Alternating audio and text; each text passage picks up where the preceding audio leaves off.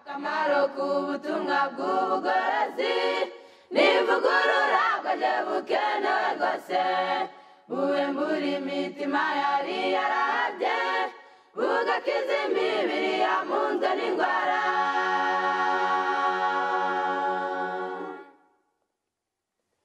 Akamaro k'ubutumwa bw'ubugorozi n'ivugurura bwaje bukenewe rwose ivugurura iyo rigeze mu mutima biga ibyaha byari byibasiye umuntu ubwo imibereho igahinduka misha hashingwa umushinga wo kunezeza abandi.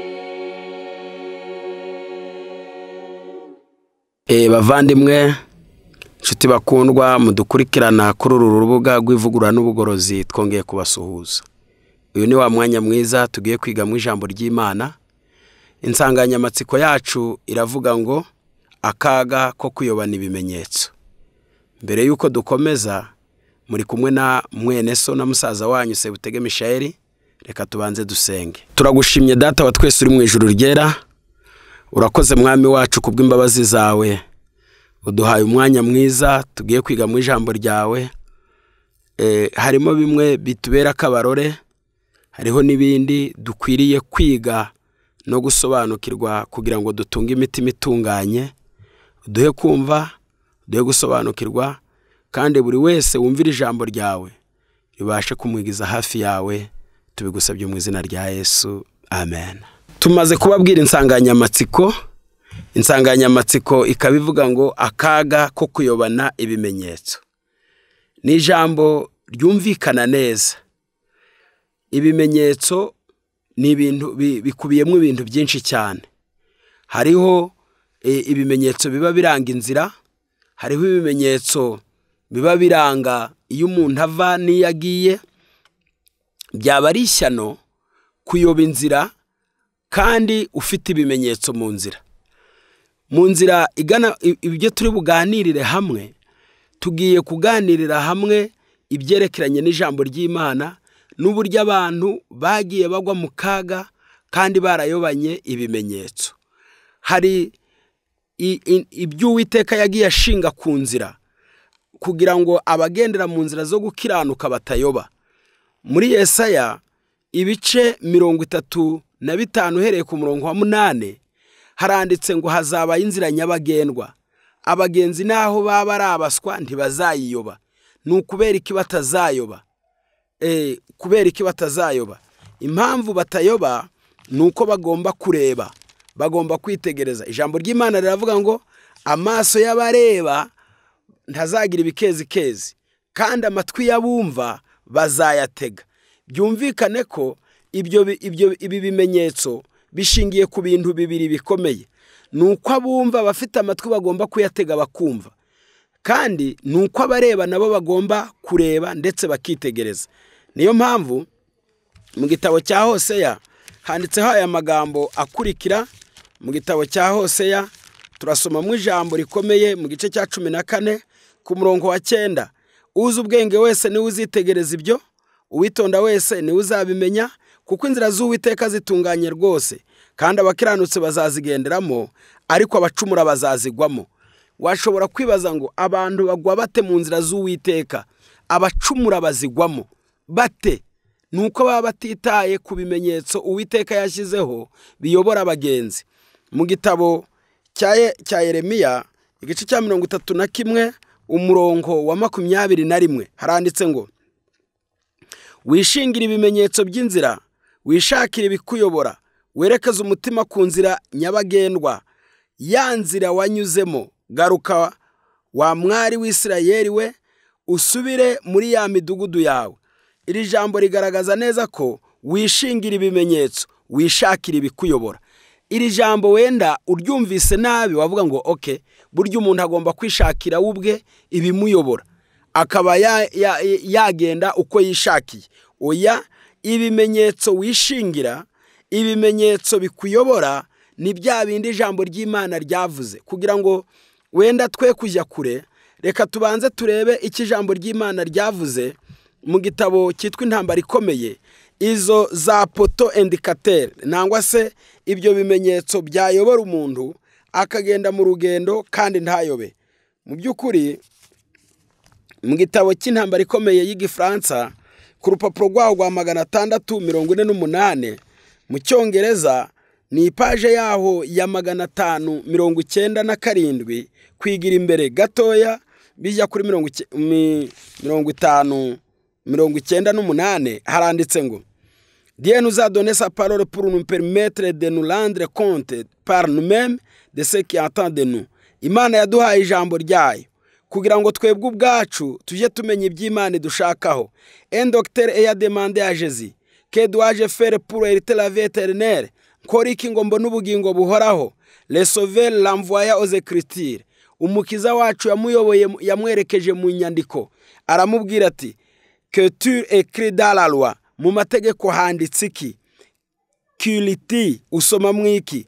L'ignorance n'excuse ni jeune ni vieux. Ubujiji ntibubabarira umusore cyangwa umusaza. Mu gitabo cyitwa Ibihamya umuzingo wa 2 mu Cyongereza n'umuzingo wa 5 baravuze ngo hariho icyo bita ignorance volontaire. Hari ubujiji bw'ubushake aho abantu bayoba ariko nabo ubwabo ubujiji babugizemo uruhare. N'abantu badashaka kwisumbuwa vuga bati okay nuko bimeze, niba isaba atari umunsi wa 7 nkaba naramenyereye icyumweru sawa, ntabwo nshaka kwisumbuwa ngo nje gusoma za dictionnaire banze najya mu masomo yo mwitangiriro yo mwisezerano rishya wo mwanya sinawubona. Iyo ni ignorance volontaire. Uyobanye ibimenyetso kandi ubizi. Nukuvuga ngo ibimenyetso byo birahari kandi muri gahunda ibimenyetso ntibivuga. Iyo ibimenyetso bifashwe n'impumyi, ibimenyetso bigafatwa n'utabyitaho, nubundi nabyo nibiragi ntibivuga. Ahubwo ibimenyetso bigirira umumaro ababisoma ababireba. None iri jambo riravuze ngo ubujiji ntibwababarira umusore. Umuntu ashobora kuba ari umusore afite igitera cyiza, afite igihagararo cyiza, ibyo ntibyatuma ubujiji bwo kutamenya Imana butamwibasira.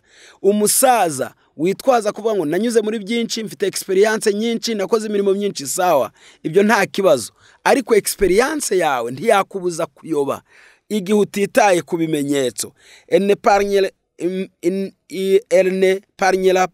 ne pargnera le châtiment qui s'attache à la transgression de la loi de Dieu, et aucune personne ayant entre les mains une exposé fidèle de cette loi, de ces principes et de ces exigences. Aravuze ngo ubu bujiji butababarira umusaza n'umusore ntibwana gukiza ibihano by'uko wisha amategeko y'Imana, kandi mu biganza byawe gukiranuka kwayo mategeko nayo mahame n'ibyo asabwa nawe ubizi. Les bonnes intentions ne suffisent pas. Aravuze ngo kuba ufite ibyiyumviro byiza, imigambi myiza, abantu baganira nawe bakumva usa n'umugabo ufite icyerekezo kiboneye, okay, ibyo ntibihagije. Oya, nta na gatoya. Kubera iki rero? Ijambo ry'Imana ryarakomeje hepfo riravuga ngo ibyiyumviro byiza ntacyo bimaze. Ce n'est pas assez de croire bien faire ou de faire ce que le pasteur nous conseille. Yewe nukuba ufite utekereza ko ibyo wemera ari ukuri, nanguka utekereza ko pastor wanyu atari mu bakubeshya, ibyo ntibyakubuza kuyoba. Car le salut de notre âme est en jeu, nous devons nous livrer à la recherche personnelle. Iyo agakiza k'imitima yacu kari mu kaga, buri muntu akwiriye guhaguruka agakora ubushakashatsi ku giti cye. Les forces de nos convictions et de notre certitude que le pasteur est dans la vérité ne constituent pas un fondement suffisant pour notre destinée éternelle. Aravuze ngo nubwo twaba tubyemera cyane tukumva mu mitima yacu tubihagazeho yuko abapasitoro bacu batayoba, ntabwo ari urufatiro rwiza ruhagije rwazatuma ubona ubugingo buhoraho. Kubera iki rero? Abazayoba abazayobwa bazabizira. Hari abayobye, hari abayobejwe. Kubera iki? Impamvu nous avons amené une feuille de route signalant tous les poteaux indicateurs de la voie qui mène au ciel. Twese dufite urwandiko rw'inzira rwerekana ibimenyetso by'inzira nangwa se ibyapa biyobora abagenzi bagana mu ijuru. Hari ibyapa, ibyo byapa ni ibihe? Nous sommes donc inexcusables si nous marchons sur les dispositions. Tuzaba duhindutse abo kutababarirwa niba tugenda dukekeranya kandi twarahawe ibimenyetso. Ibyo bimenyetso nta bindi. Wa mugabo yabajije Yesu, nkore nte kugira ngo mbone ubugingo buhoraho? Umucunguzi yaramushubije ngo usome iki mu byanditswe byera. Byumvikane neza ko mu byanditswe byera harimo igisubizo, harimo ibyo ugomba kubona, ibyo umutima wawe usonzeye kumenya wabimenya. Ahubwo impamvu ituma abantu benshi bayoba ntibashake kumenya ukuri ni impamvu n'uguhumiriza guturutse ku bushake. Hoseya 8:12 handitsemo aya magambo. 8:12 haranditse ngo, naho namwandikira iby'amategeko yanjye nkageza ku 10,000 yayareba nk'ikintu cy'inzaduka. Aya ni amagambo ateye ubwoba. Ibaze Imana kwandikisha amategeko yayo ikahera 1, 2, 10, 1,000, 5, 8, 10,000, ugahora uvuga ngo sindumva. Yemwe mwokagira Imana mwe. Iri jambo rirakomeye cyane ngo, naho namwandikira iby'amategeko yanjye kageza ku 10,000 yayareba nk'ikintu cy'inzaduka. Iyi myizerere n'uru rufatiro rupfuye abantu benshi barwubatseho mu gihe cyashize, ndetse n'uyu munsi baracyarwubatseho, aho abantu bagira conviction y'icyo bita ibintu bya presumption byo kwiyemera ngo ngewe ibyo nizera ni ukuri. Wamubaza bishigikiwe n'uhe murongo wa Bibiliya ntawubone. Nzasenga mpagaze mfa gupfukama mu mutima. Urayoba n'ibimenyetso. Bibiliya ivuga iki ku gupfukama? Bibiliya ivuga iki ku mubatizo? Bibiliya ivuga iki ku kurya ifunguro ryera? Ese barya umukate gusa ntibanywe divayi? Ese babiherezwa n'umuntu abatamika mu kanwa? Ese abantu babatizwa mu gahanga? Ese Bibiliya yemera ko abantu baruhuka ku cyumweru aho kuruhuka isabato? Ese Bibiliya yemera ko abantu babaho bubaha Imana kandi bakivanga muri politike z'isi, bakarenganya abandi, bakanga abo batava indimwe, bakagira amahirigo no gusubiranamo? Ese Bibiliya yabibyemera? Oya. Bibiliya yemera ko kuko abantu twavutse kuri data umwe na mama umwe,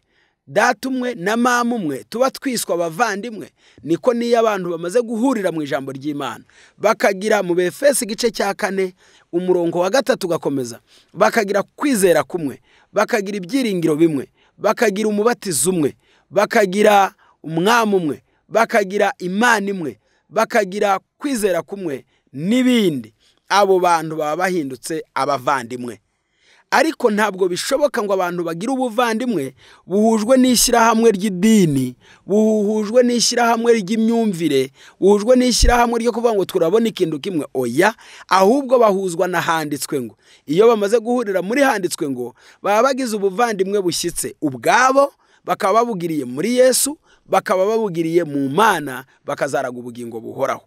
Rero aravuze ngo, nous avons armé une feuille de route signalant tous les poteaux indicateurs de la voie qui mène au ciel. Nta mpamvu na ntoya yo kwitwaza yo kwirengera ihari, bitewe nuko dufite urwandiko rw'inzira rugwerekana neza ibyapa biyobora abagenzi bagana mu ijuru, ariyo Bibiliya.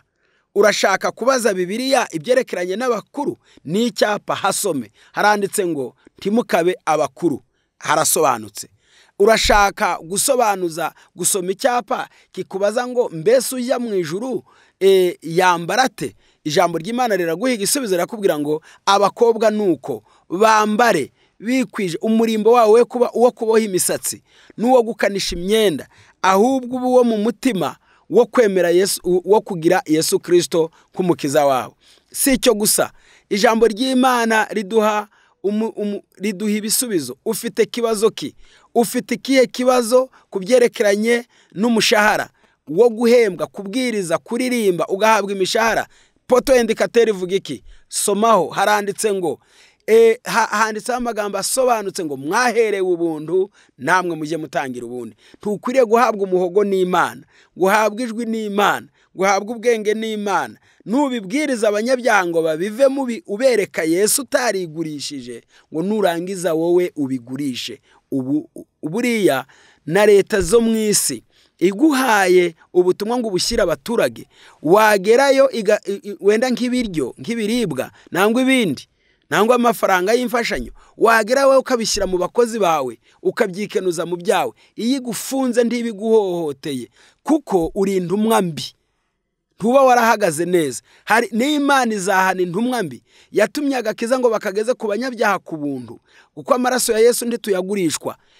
Amaraso ya Yesu ntituyagurishwa, ubugingo buhoraho ntitubugurishwa, kubabarirwa ibyaha ntitubigurishwa. Soma ku cyapa havuga iki?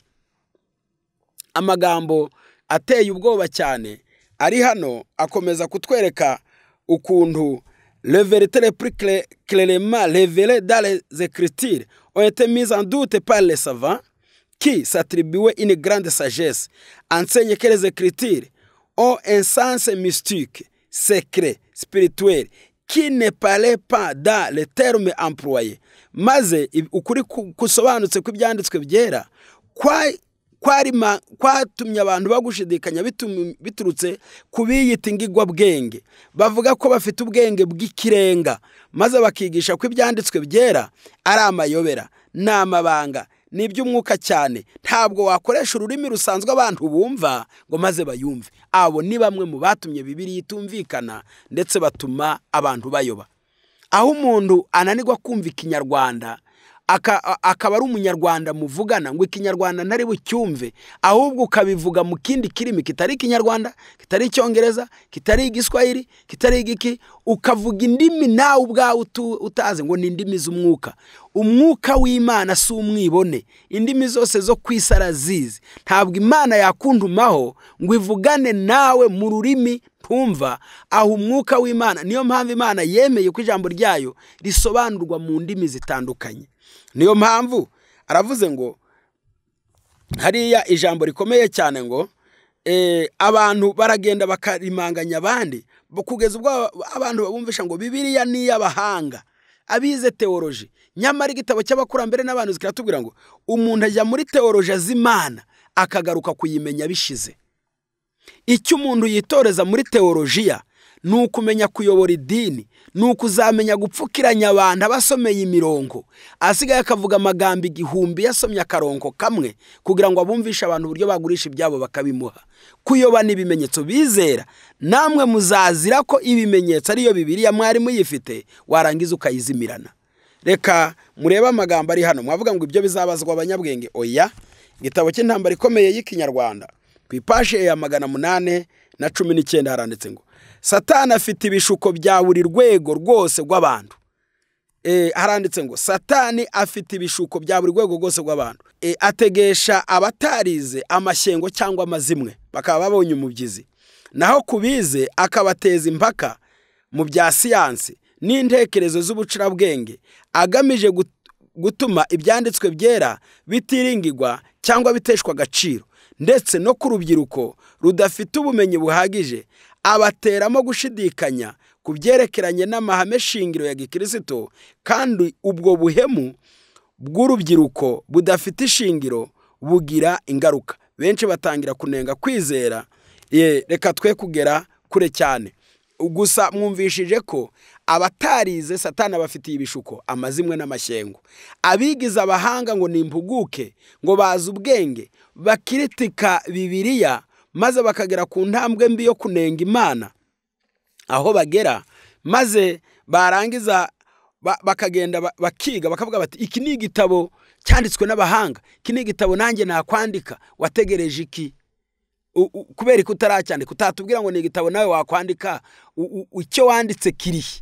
Uretse icyo wanditse cy'amasomo wize, Bibiliya nicyo gitabo umuntu yakurikiza, wagendera mu mahame yayo neza, ukaba umuturage mwiza, ukagira amagara mazima, ukabana n'urugo rwawe neza, ukumvira ababyeyi, ukumvira igihugu, ntuteze ibibazo mu isi. Ninde wundi wanditse igitabo gikozwe gityo? Ntabaho, nta n'uwa kirazira, nta n'umwe. Ahubwo igitabo Bibiliya, Satani yateye abatarize kwibera mu mashyengo bibera mu mazimwe, bibera mu bitagira umumaro, maze uwo munsi ukabarangirana. Ageze ku bize abateza impaka zitajya zishira, zihoraho, zo kuryana, zo gusubiranamo. Maze ageze ku rubyiruko, icyo bazi gusa ni ukurya cyane no kuregeza ipantaro, maze ahasigaye ipantaro bakayikura. Umuntu utazi kwambara ipantaro yakugira izihe nama nziza? Ureba ipantaro ngo iraba, umuntu yananirwa kuba imitsi ye yumva itajya yumva ko ipantaro iri kugwa, ibindi yakumva nibiki. Uwo umuntu wabivugaho gatoya ngo ni ukwinjira mu burenganzira bw'umuntu. Erega uburenganzira bw'Imana bwinjira no mu mitekerereze y'umuntu iyo ari yo yose. Rero bakundwa, mu gihe cy'Abisirayeli bayobanye ibimenyetso. Ibyanditswe byera byari byarasobanuye uko Yesu azavuka, byasobanuye aho azavukira, ahariho i Betelehemu mu muvure w'inka, ni umwana w'umuhungu. Byasobanuwe igihugu azareregwamo, byasobanuwe ko ari Nazareti, byasobanuwe ko azajya Yerusalemu ahetswe n'indogobe, byasobanuwe ko azagurishwa ibice by'ifeza 30, byasobanuwe ko ari umunyamahoro utazimya n'urumuri rucumba. Wambwira ute ngo abayuda bari bafite uburenganzira buyoberwa Yesu iyo basoma ibyanditswe byera? Ahubwo yenda kuvukira mu isi, baragiye bajya hariya, maze baragenda barwanya Imana, barwanya ukuri kwayo, baca iteka. Muzabisome muri Yohana igice cya 9 ngo umuntu wese uzemera ko Yesu ari Kristo azacibwa mu isinagogi, azahabwa igihano cy'iminsi 30.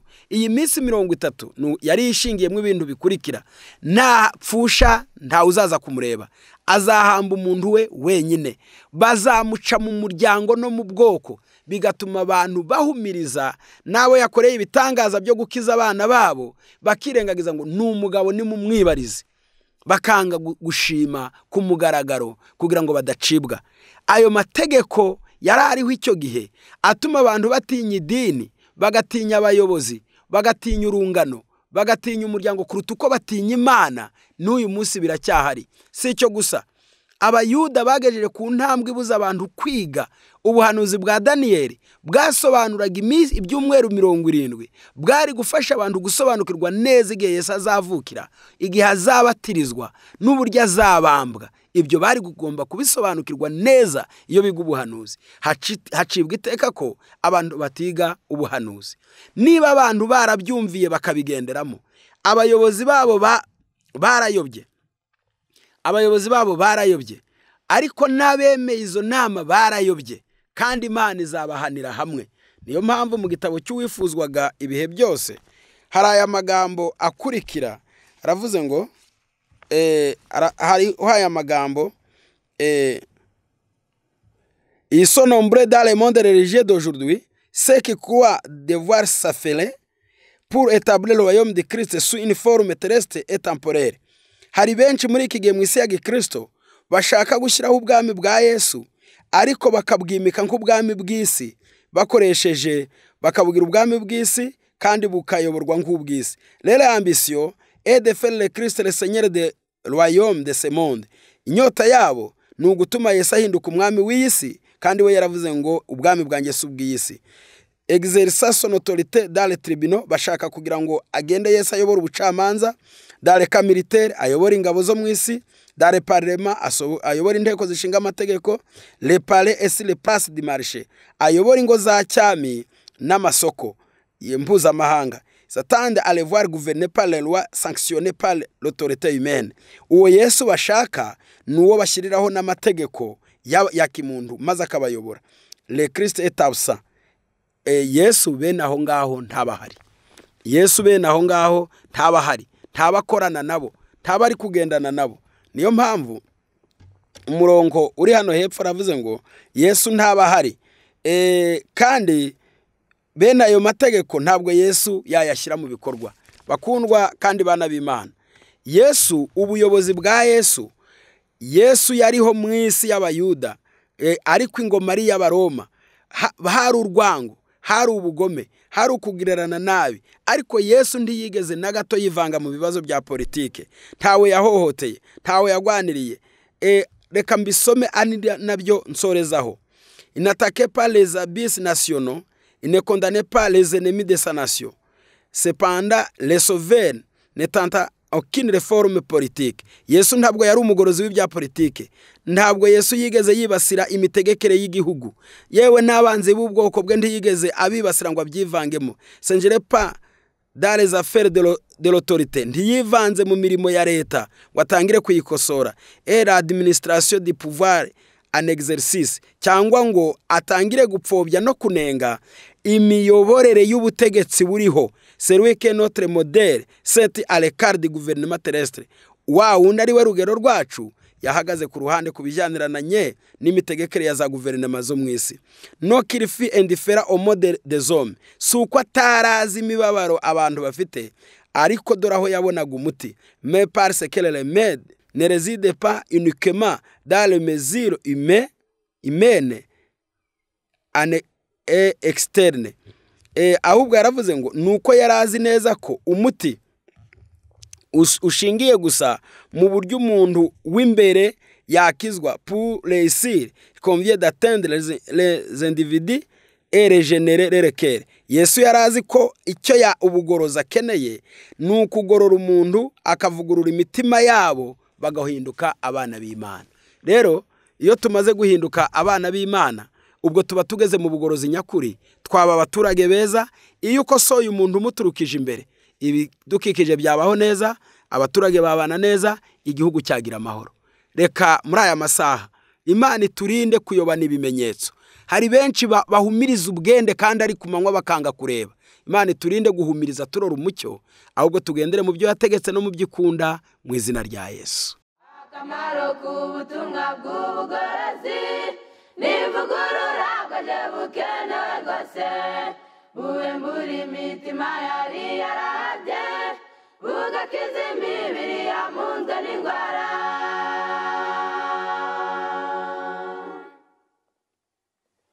Akamaro k'ubutumwa bw'ubugorozi n'ivugurura bwaje bukenewe rwose. Ivugurura iyo rigeze mu mutima, riga ibyaha byari byibasiye umuntu, ubwo imibereho igahinduka misha, hashingwa umushinga wo kunezeza abandi.